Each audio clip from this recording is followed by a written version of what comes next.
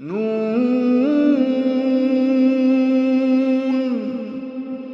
वल्क़लमि वमा यस्तून। नाज़रीन अस्सलामु अलैकुम वरहमतुल्लाहि वबरकातुहू। सीधी बात की ताज़ा तरीन खबरों में आपका इस्तकबाल है। आइए सबसे पहले आज की सुर्खियों पर नजर करते हैं। बेलतंगड़ी खातून ने बीजेपी लीडर के घर के सामने जहर पीकर खुदकुशी कर ली। पहले अपनी रियासत के बच्चों की हिफाजत करे योगी, एचडी कुमारस्वामी का योगी पर निशाना। हुकूमत की जानिब से डिप्टी कमिश्नर रोहिणी सिंधूरी की तबादले का हुक्मनामा रद्द कर दिया गया। कर्नाटक के लोकायुक्ता पर ऑफिस में घुसकर चाकू से हमलावर फरार।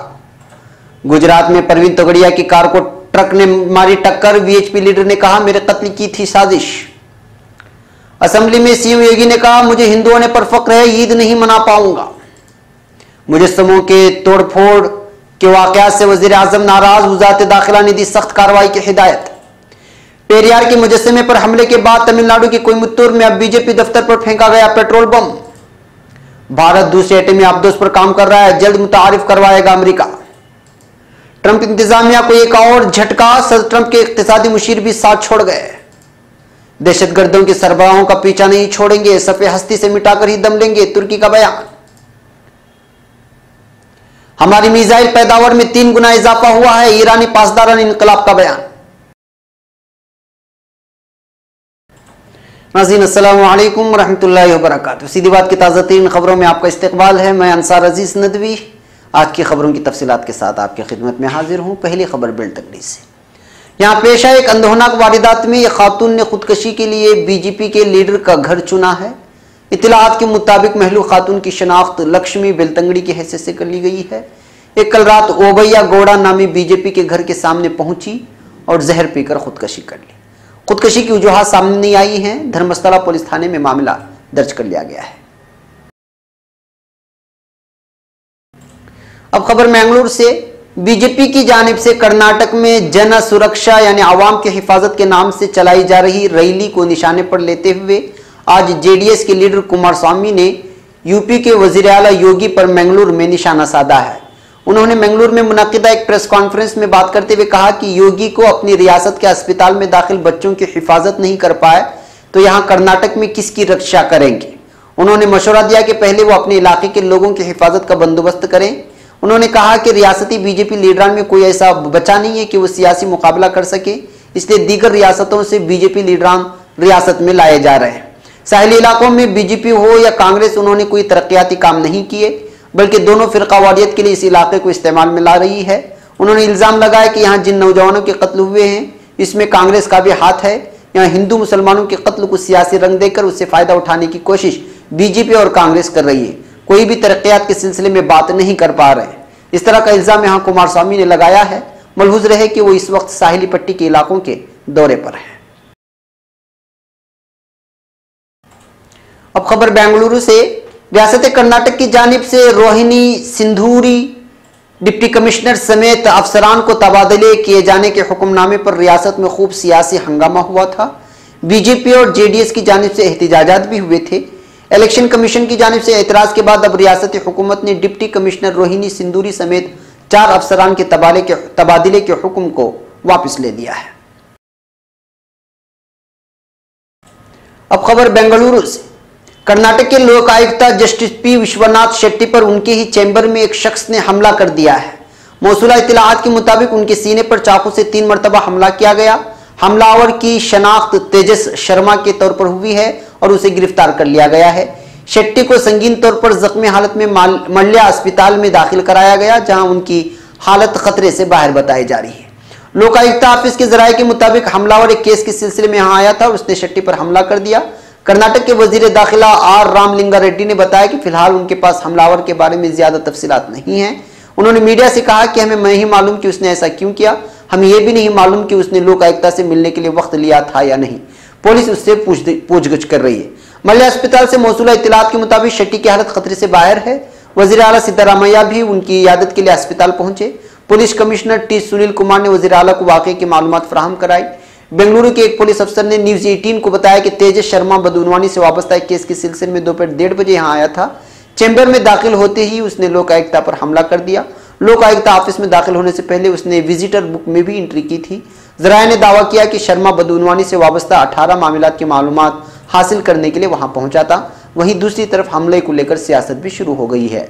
बीजेपी और जेडीएस ने कांग्रेस पार्टी पर अदालती निजाम न संभाल पाने का इल्जाम लगाया है। वजीर आजम और जेडीएस के सरबराह एचडी देवेगौड़ा ने वाकई की मजम्मत करते हुए उसे सिद्धारामैया हुकूमत की नाकामी करार दिया है। अब खबर अहमदाबाद से। विश्व हिंदू परिषद के सरबराह परवीन तोगड़िया ने एक मरतबा फिर अपने कत्ल की साजिश का इल्जाम लगाया है। तोगड़िया का इल्जाम है कि 7 मार्च की सुबह जब वो Z+ सिक्योरिटी के साथ वडोदरा से सूरत जा रहे थे तभी उनकी स्कॉर्पियो कार को एक ट्रक ने पीछे से टक्कर मार दी। ताहम इस हमले में वो बाल बाल बच गए हैं। सूरत के नजदीक कामराज पहुंचे तोगड़िया ने बताया कि एक तेज रफ्तार ट्रक ने उनकी कार को पीछे से टक्कर मारी और ड्राइवर ने ट्रक रोकने की कोशिश भी नहीं की। उनका इल्जाम है कि ट्रक से टकराने के बाद उनकी कार काफी दूर तक घसीटती चली गई और ड्राइवर ब्रेक लगाकर ट्रक रोकने के बजाय एक्सीलेटर दबाकर आगे ही बढ़ रहा था। परवीन तोगड़िया ने उसे अपने कत्ल की साजिश करार देते हुए कहा कि अगर उनकी कार बुलेट प्रूफ नहीं होती तो उनकी जान जा सकती थी। ख्याल रहे कि वीएचपी लीडर तोगड़िया को मरकजी हुकूमत ने ही Z+ सिक्योरिटी के साथ एक बुलेट प्रूफ कार भी मुहैया कराई है। इस हादसे के वक्त उनके काफिले के साथ कोई सिक्योरिटी जवान मौजूद नहीं था। ऐसे में इस वाक़े के पीछे साजिश का शक जाहिर करते हुए सूरत के पुलिस इंस्पेक्टर के पास उसकी शिकायत दर्ज कराई गई है। अब खबर यूपी से। यूपी के सीएम वजीर आला योगी आदित्यनाथ ने मंगल को यूपी असेंबली में गवर्नर के खिताब पर तकरीर की। इस दौरान सीएम ने कहा कि हिंदू होने पर उन्हें फख्र महसूस होता है, इस पर कोई बुरी बात नहीं है। योगी ने कहा, मैं एक हिंदू हूं, मैं ईद नहीं मनाऊंगा और मुझे इस पर फख्र है। असेंबली में गवर्नर के खिताब पर शुक्रिया की तजवीज़ की बहस के जवाब में योगी ने कहा, मुझसे एक सहाफ़ी ने पूछा था कि आपने दिवाली अयोध्या में मनाई, होली मथुरा में मनाई, ईद कहाँ मनाएंगे। मैंने कहा कि मैं ईद नहीं मना पाऊंगा। मैं अपनी सकाफत और रिवायत के तौर पर ईद को नहीं मानता, लेकिन अमन के साथ कोई ईद मनाएगा तो हुकूमत साथ देगी और सिक्योरिटी भी देगी। सीएम योगी ने कहा कि बीजेपी जो अंदर है वही बाहर है, वो बनावटीपन नहीं दिखाती। आंखों की तकलीफ और बीनाई से परेशान अहबाब के लिए खुशखबरी। सीडी आई केयर सेंटर के नाम से नए अस्पताल का आगाज बेंगलुरु में हो चुका है। बेहतरीन सहूलियात के साथ, नए सेटअप के साथ अच्छी तिब्बी इमदाद पहुंचाई जाएगी। डॉक्टर आयशा नाजलीन से इस पते पर राबिता कर सकते हैं।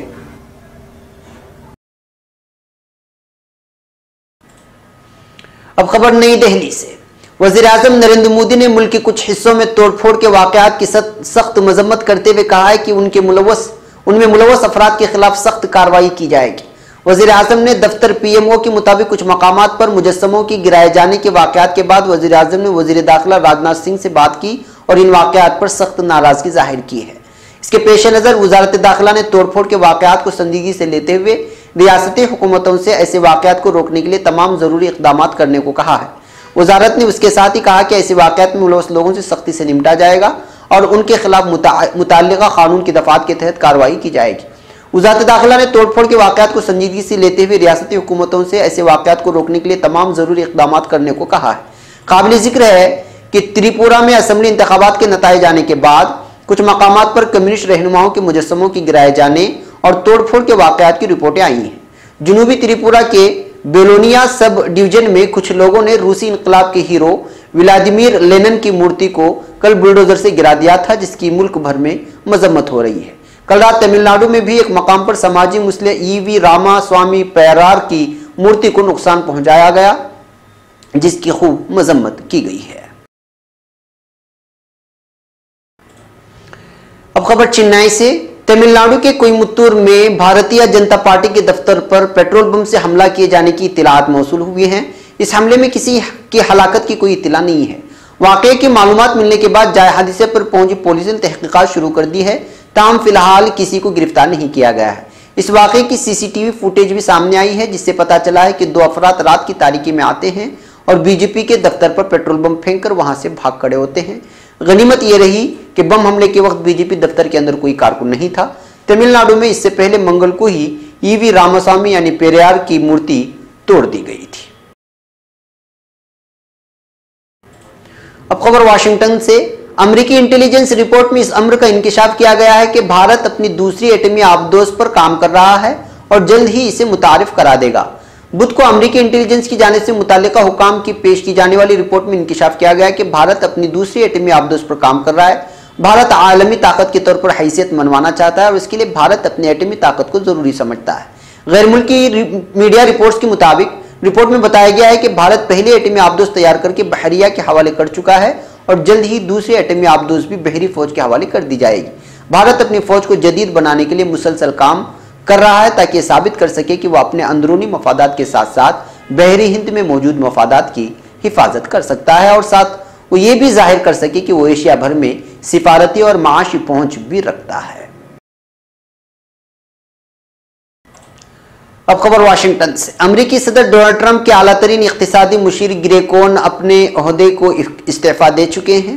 व्हाइट हाउस के मुताबिक डोनाल्ड ट्रंप के मुशीर ग्रेकोन ने इस्तीफा दे दिया है। जारी बयान में कहा गया है कि ग्रेकोन ने कहा कि अपने मुल्क की खिदमत करना एक एजाज था। ख्यास आराई की जा रही है कि चूंकि ग्रेकोन आज़ाद तिजारत के हामी हैं इसलिए वो सदर ट्रंप की जानिब से एल्युमिनियम और स्टील की दरामदात पर टैक्स आयद किए जाने के मंसूबे पर नाराज थे।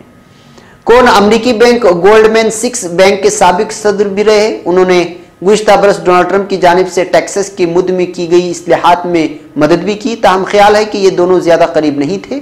अगस्त सन 2017 में ग्रेकोन ने वर्जीनिया में इंतहाई दाएं बाजू की जमात की रैली पर डोनाल्ड ट्रंप के रद्द-ए-अमल को तनकीद का निशाना बनाया था और कहा था कि इंतजामिया को बेहतर कर सकती है और उसे करना होगा। अब खबर इस्तांबुल से।